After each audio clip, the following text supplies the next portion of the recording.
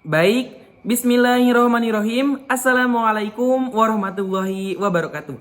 Perkenalkan, nama saya Rifki Pauji Alansori, mahasiswa dari UIN Sunan Gunung Jati Bandung, Fakultas Tarbiyah dan Keguruan, Program Studi Pendidikan Bahasa Arab, semester 2, kelas D dengan nomor induk mahasiswa 1212030135. Jadi di sini saya akan memaparkan atau menyampaikan jawaban saya dari UAS mata kuliah PKN. Nah, pertanyaan yang pertama adalah, bila kita berbicara tentang hak asasi manusia di Indonesia, maka akan berkaitan dengan nilai-nilai yang terkandung dalam budaya bangsa dan agama, yaitu agama Islam. Terkadang bisa dikatakan sejalan atau selaras, namun bisa juga bertentangan. Nah, pertanyaannya adalah, di mana letak keselarasan dan pertentangan antara hak asasi manusia dan agama? Coba jelaskan dengan singkat dan berikan contohnya. Nah, jawaban saya adalah, di dalam Islam, kebebasan dan kemerdekaan merupakan hak asasi manusia, termasuk di dalamnya kebebasan menganut agama sesuai dengan keyakinannya masing-masing. Oleh karena itu, Islam melarang keras adanya pemaksaan keyakinan agama kepada orang yang telah menganut agama lain.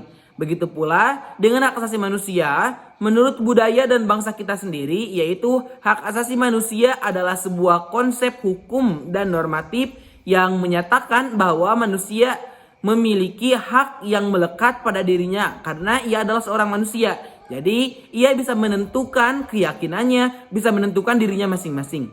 Hal tersebut ia menunjukkan bahwa Islam dan hak asasi manusia merupakan memiliki kesamaan dalam persamaan nilai, kebebasan, keadilan, dan nilai-nilai fundamental lainnya. Contohnya, Islam mengajarkan umatnya agar menghormati dan mengakui hak-hak hidup seseorang. Di dalam hak asasi manusia juga ada hak untuk menghormati dan mengakui hak-hak hidup terhadap perkembangan kehidupan manusia.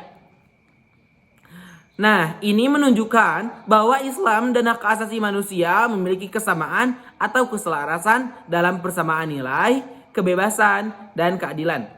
Lalu, nomor 2. Pertanyaan dari nomor 2 adalah, demokrasi menurut Montesquieu diartikan sebagai kekuasaan negara yang dijalankan oleh 3 lembaga yang berbeda, yaitu legislatif, eksekutif, dan yudikatif. Nah, masing-masing institusi tersebut harus berdiri secara independen tanpa dipengaruhi institusi lainnya sehingga tidak mengganggu kinerjanya. Jelaskan bagaimana relasi di antara 3 lembaga legislatif, eksekutif, dan yudikatif dalam mencapai tujuan nasional. Nah, jadi jawaban saya adalah, sebelum ke pembahasan inti, pada dasarnya tujuan dari pemisahan atau pembagian kekuasaan, khususnya pembagian kekuasaan legislatif, eksekutif, dan yudikatif dalam negara adalah untuk menciptakan kontrol dan keseimbangan di antara pemegang kekuasaan guna mencegah penumpukan kekuasaan di satu tangan yang akan menimbulkan penyelenggaraan pemerintah yang sewenang-wenangnya. Dengan demikian, kekuasaan legislatif, eksekutif, dan yudikatif tidak dipegang satu orang saja. Adapun relasinya, sebagai lembaga eksekutif, mereka menjalankan undang-undang yang telah dibuat oleh legislatif dan pelaksanaan undang-undang diawasi oleh legislatif. Dan lembaga yudikatif yang mengontrol dari legislatif yang membuat undang-undang karena cenderung kekuasaan partai sehingga harus ada yang mengontrol, yaitu lembaga yudikatif. Jadi tentunya dengan adanya relasi antara 3 kekuasaan tersebut dapat mencapai tujuan nasional yang telah direncanakan. Nah, itu jawaban dari saya untuk pertanyaan nomor 2. Nah, lalu soal nomor 3, pertanyaan nomor 3 adalah, menurut Dawan Raharjo, konsep masyarakat madani mengandung 3 hal. yaitu agama sebagai sumbernya, peradaban sebagai prosesnya, dan masyarakat kota sebagai hasilnya. Nah, jadi pertanyaannya adalah apakah konsep tersebut sesuai dengan model masyarakat kota yang dibangun oleh Nabi Muhammad SAW di Madinah? Nah, jawaban saya untuk pertanyaan nomor 3 adalah masyarakat Madani merupakan masyarakat Madani menurut konsep Dawan Raharjo tentunya sesuai dengan masyarakat Madani yang dibangun oleh Nabi Muhammad SAW di Madinah. Karena nama masyarakat Madani itu sendiri adalah model masyarakat kota yang dibangun oleh Nabi Muhammad SAW selepas hijrah ke Madinah.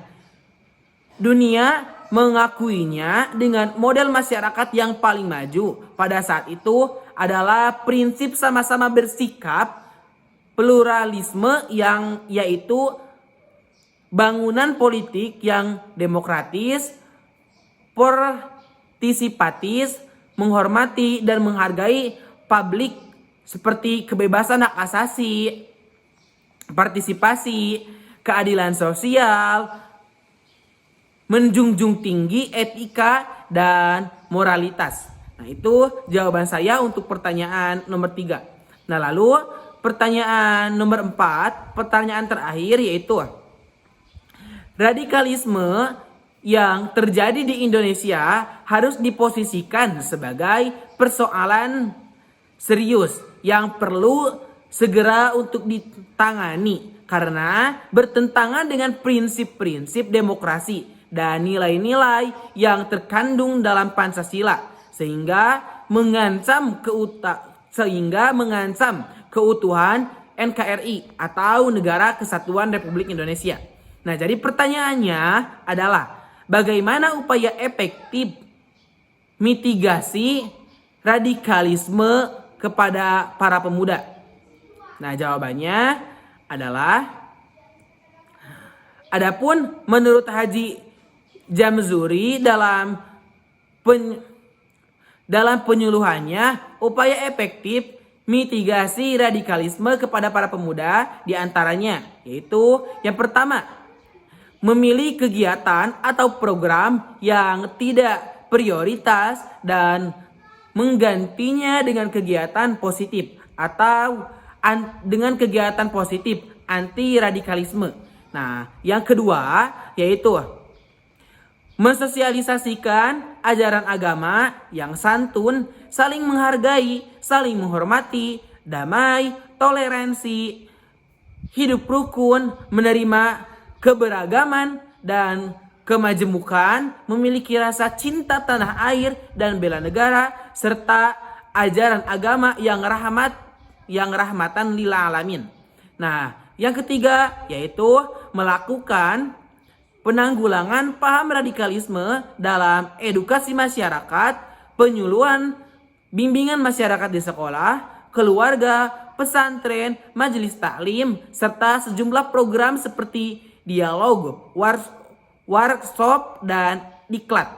Nah, yang keempat yaitu melakukan pemulihan paham radikalisme yang dilakukan dengan penyuluhan dan konseling. Misalnya terhadap ex-napi teroris. Nah, dan lain sebagainya dan lain-lain. Nah, itu adalah jawaban saya dari pertanyaan nomor 4. Mungkin itu saja yang bisa saya sampaikan dari jawaban dan pertanyaan UAS mata kuliah PKN. Terima kasih, mohon maaf bila banyak kesalahan. Wallahul muwaffiq ila aqwamit thoriq. Wassalamualaikum warahmatullahi wabarakatuh.